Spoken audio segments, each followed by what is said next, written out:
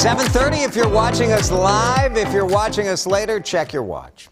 I'm Jason DeRusha. Welcome to the CBS News Minnesota Morning Update. Glad to have you with us on this Thursday. Oh, isn't it nice out there? How about a commute forecast? Would you like that? Probably not, but that's what I have up on the computer over here. It's a little wintry mix going on today, and it kind of stinks. It really does. What can you do? Here's our CBS News Minnesota Morning Update forecast.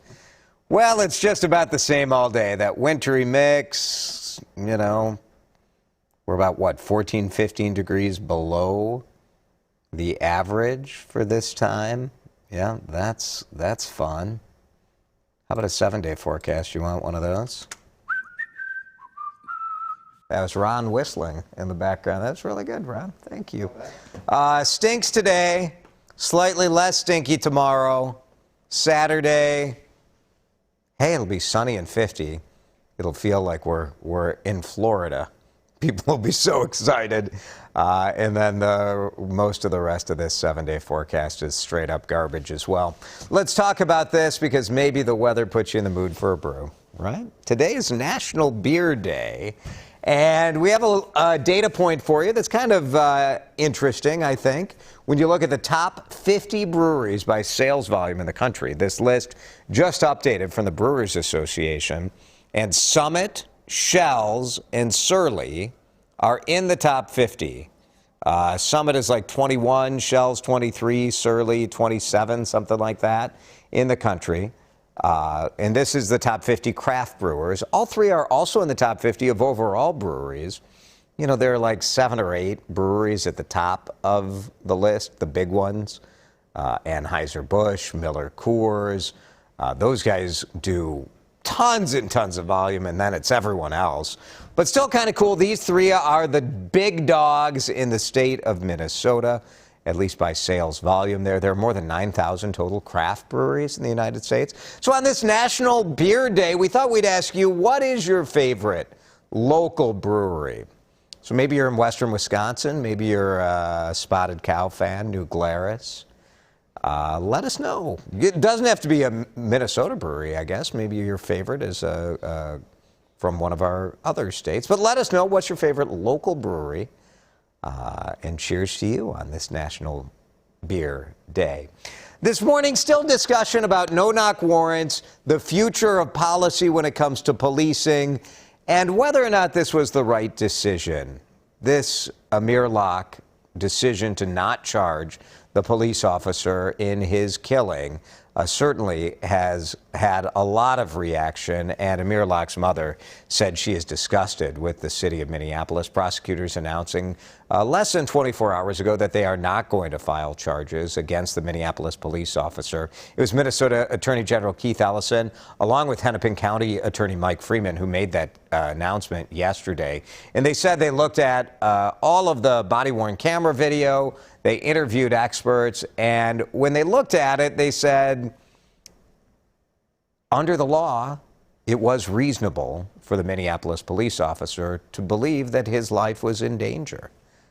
This was a cavalcade of events that led to that moment, and that's what people are analyzing today still. This happened in February, that raid of a downtown apartment. You remember the video where he was under a cover. It appeared that like he was sleeping, woke up, and prosecutors said he pretty clearly was pointing that gun in the direction of the officer. Whether or not that was intentionally done doesn't really matter. That officer, Mark Hanneman, is back on the force this morning after being on leave during the investigation. He's no longer on the SWAT team.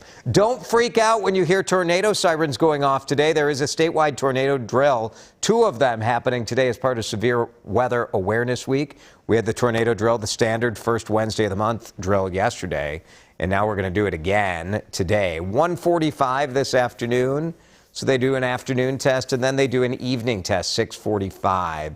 That's for, youth sports, or if you're out on the golf course, they want to make sure that those sirens sound and are heard at night, too.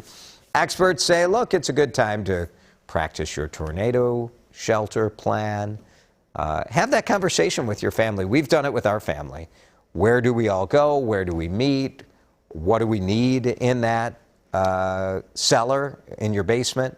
Whatever you're doing, One piece of advice is if you have a spare pair of gym shoes, you might want to throw that down in the basement wherever you hang out during a tornado drill, because if your house were to be hit, often in your home, we're Minnesotans, we take our shoes off, right? And so something to think about keeping down wherever you take shelter. This story's weird. It's weird. There's a woman who's got a pet monkey.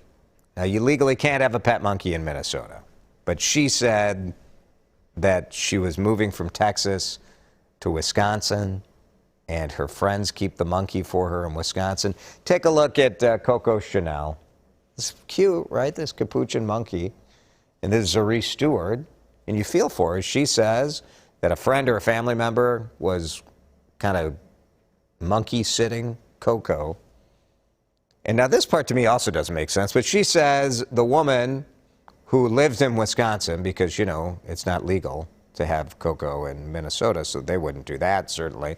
But Coco lives in Wisconsin.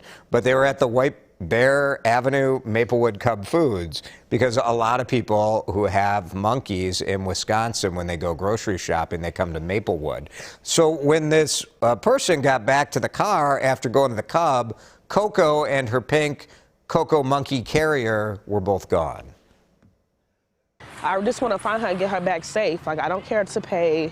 I don't care what I have to do. I just want her back safe. Yeah, of course you want her back safe, right? What really happened here? I don't know. Did someone steal the monkey out of the car? Awful. Maplewood police said they're investigating. You would think there would be surveillance video, so you know, this is a Cub Food parking lot.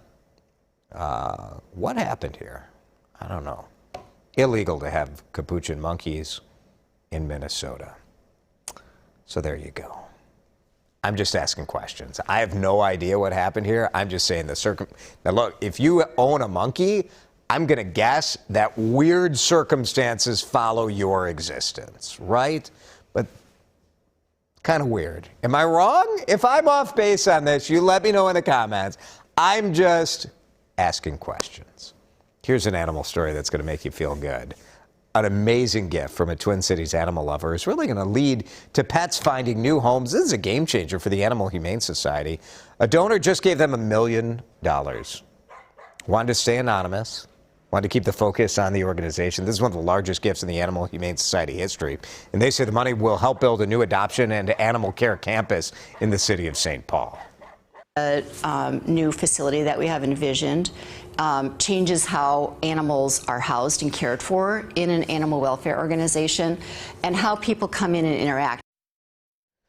The donor said it was the privilege was theirs to be able to support the work of the Animal Humane Society. The organization typically takes in more than 22,000 animals in need every year. It would be great to have a facility in St. Paul, too. Frozen Four hockey tournament underway. If you're a Minnesota hockey fan, you got to love the Frozen Four. It starts in Boston today, and no matter what, there will be a Minnesota team in the championship game. Now, will it be your team? Well, it depends if you're a University of Minnesota Gophers hockey fan. Or are you a Minnesota State Mankato hockey fan? Can we still call it Mankato State? I just can't get my arms around Minnesota State University Mankato. I know the people in Mankato hate it. They hate it when we call it Mankato State. But I don't hate it. Go Mavericks. Go Mavericks. I don't know who to cheer for. Bob Motzko has done a great job. The winner will play Michigan or Denver. And how about the Mavericks head coach? This guy, you got to give it up for Mike Hastings.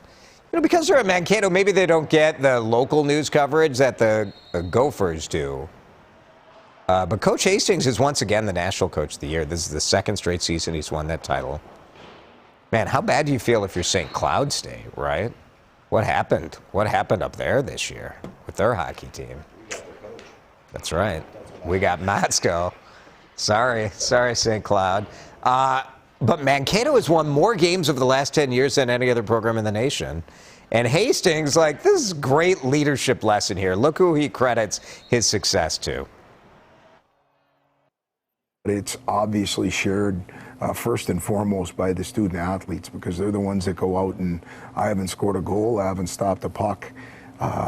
you know, I get a pretty good seat to the game. And it's been a great ride with this group, very appreciative of them and the staff and what they do, and I'm lucky to be where I'm at.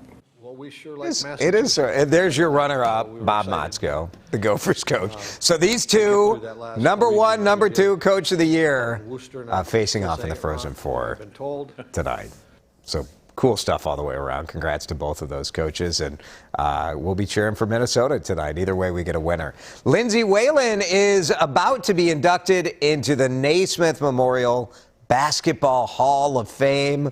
What a road from this kid from Hutchinson, high school standout, and now look at this. Lindsay Whalen is a legend in the state of Minnesota for good reason.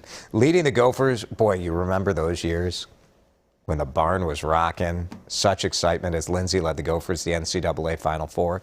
And then she ends up on the Lynx, and NBD wins 4 WNBA titles. And then she becomes an Olympian and brings home 2 gold medals with Team USA. I hope I've inspired some young women, some young girls to grow up and either to aspire to be Gophers or to play elsewhere in college and to play in the WNBA and to keeping to grow our game.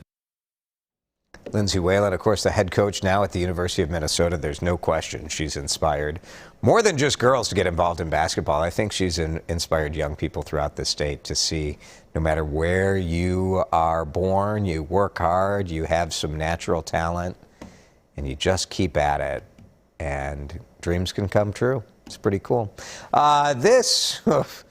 This is a dream or a nightmare. I don't know. The Forbes list of billionaires.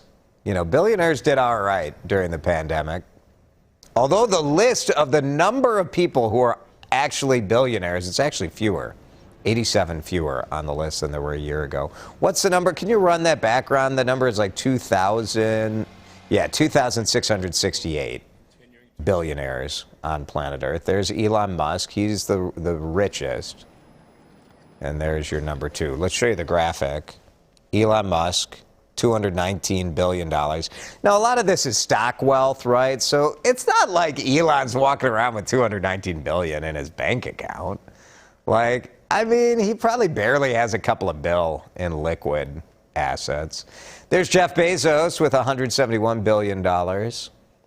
And third is Bernard Arnault. And you may not know Bernard Arnault, but you probably know the fashion brands he runs: Louis Vuitton, Marc Jacobs.